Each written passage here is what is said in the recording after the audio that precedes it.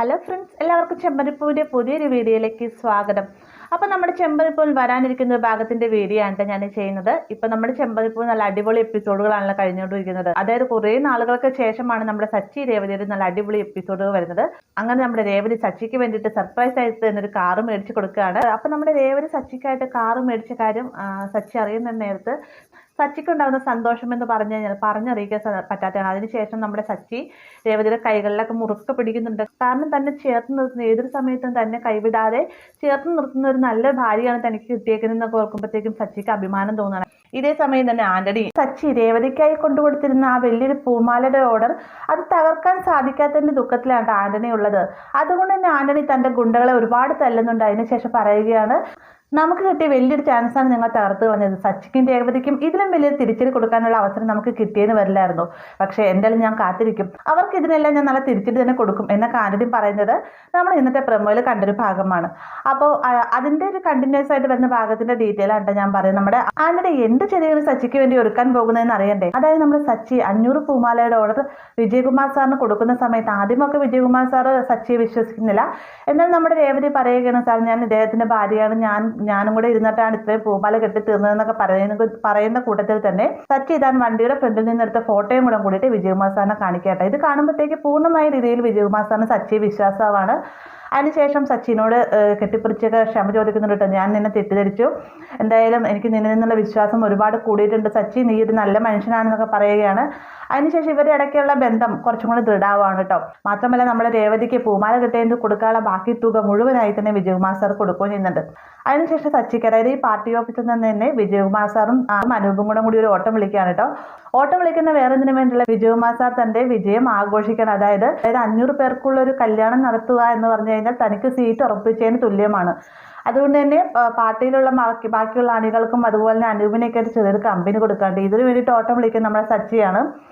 സച്ചി ഓട്ടം വിളിച്ച് ബാറിന്റെ ഫ്രണ്ടിൽ കൊണ്ട് നിർത്തുന്ന സമയത്ത് വിജയകുമാർ സാർ ആ സച്ചിയെ വിളിക്കുന്നുണ്ട്. ഈ സമയത്ത് സച്ചി എനിക്ക് വേണ്ട സാർ എന്ന് പറയുന്ന സമയത്ത് അതെന്താ താൻ കഴിക്കാറില്ലേ സച്ചി എന്ന് ചോദിക്കുമ്പോഴത്തേക്കും കഴിക്കാറൊക്കെ ഉണ്ട്, പക്ഷേ വണ്ടി ഓട്ടം വിളിക്കുന്ന സമയത്ത് ഞാൻ കഴിക്കാറില്ല എന്നൊക്കെ സച്ചി മറുപടി പറയുന്നുണ്ട്. അതിനുശേഷം നമ്മുടെ വിജയകുമാർ സാർ, അതായത് കഴിക്കാതെ ഒരാൾ നിർബന്ധിക്കേണ്ട കാര്യമില്ല, അതുകൊണ്ട് തന്നെ വിജയകുമാർ സാർ അകത്തേക്ക് കയറി പോവാണ് കേട്ടോ. പിന്നീട് നമ്മൾ അനൂപാണെങ്കിലും പറയുന്നുണ്ട്, സച്ചി എന്തായാലും നീ ഒന്ന് കമ്പനിക്ക് വാ, വിജയകുമാർ സാർ അത്രയധികം സന്തോഷത്തിലാണുള്ളത്, നിന്നിലുള്ള ആ വിശ്വാസം വിജയകുമാർ സാറിന് കൂടിയിട്ടുണ്ട്, നീ വാ നമുക്ക് ഇന്ന് ആഘോഷമാക്കാന്നൊക്കെ അനൂപ് പറയുന്നുണ്ടെങ്കിലും സച്ചി കഴിക്കുന്നില്ല കേട്ടോ.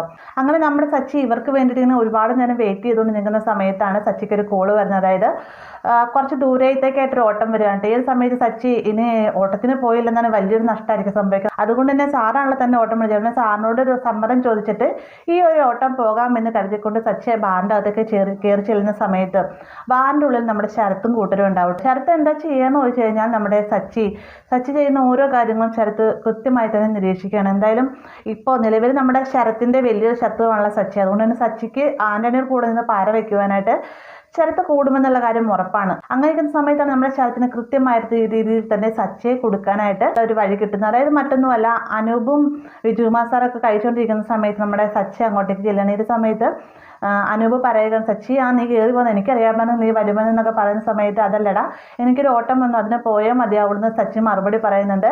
അപ്പോൾ വിജയകുമാർ സാറിനോട് സമ്മതം ചോദിക്കുകയാണ് താൻ വന്നിരിക്കുന്നതെന്നൊക്കെ പറയുമ്പോഴത്തേക്കും സാർ അപ്പുറത്തേക്ക് പോയിരിക്കും, നീ എന്തായാലും ഇരിക്കും സച്ചി എന്നൊക്കെ പറയുമ്പോഴത്തേക്ക് സച്ചി പറയുന്നുണ്ടില്ല, ഞാൻ എന്തായാലും ഇവിടെ ഇരിക്കുകയല്ല, എനിക്ക് സാർ വന്ന് ഉടനെ തന്നെ പോകണമെന്ന് മറുപടി പറയുന്നുണ്ട് കേട്ടോ. പെട്ടെന്ന് തന്നെ അനൂപ് പറയുന്നുണ്ട്, എന്താ നീ എന്തായാലും കഴിക്കുന്നില്ല, എന്നാൽ എനിക്കിതൊന്ന് പൊട്ടിച്ചതായെന്നും പറഞ്ഞുകൊണ്ട് ഒരു മദ്യക്കുപ്പി നമ്മുടെ സച്ചിയുടെ കയ്യിലേക്ക് കൊടുക്കുകയാണ്. സച്ചി അത് പൊട്ടിക്കുന്ന ആ ഒരു സമയം തന്നെ ശരത്ത് എന്താ ചെയ്യാന്ന് വെച്ച് കഴിഞ്ഞാൽ ശരത്തിന്റെ ക്യാമറയിൽ ഫോട്ടോ എടുക്കാണ്ട് ഫോട്ടോ എടുക്കുക മാത്രമല്ല വീഡിയോയും പിടിക്കുന്നുണ്ട്. അപ്പൊ ഇതൊന്നും തന്നെ നമ്മുടെ സച്ചി അറിയുന്നില്ല. സച്ചിന് വേണ്ടി ഈ ഒരു മദ്യക്കുപ്പിയുടെ അടപ്പ് തുറന്നു കൊടുക്കുകയോ ഒഴിച്ചു കൊടുക്കുകയൊക്കെ ചെയ്യുന്നുണ്ട്.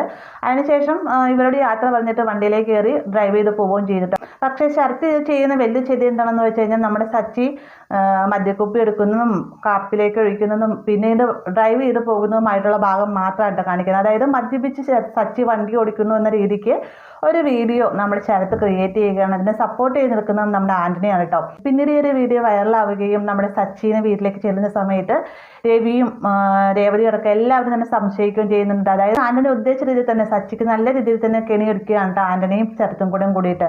എന്നാൽ ഇത് ആരാണ് പിടിച്ചതെന്നും ആരാണ് വീഡിയോ വൈറലാക്കിയതൊന്നും തന്നെ നമ്മുടെ സച്ചി അറിയുന്നില്ല കേട്ടോ.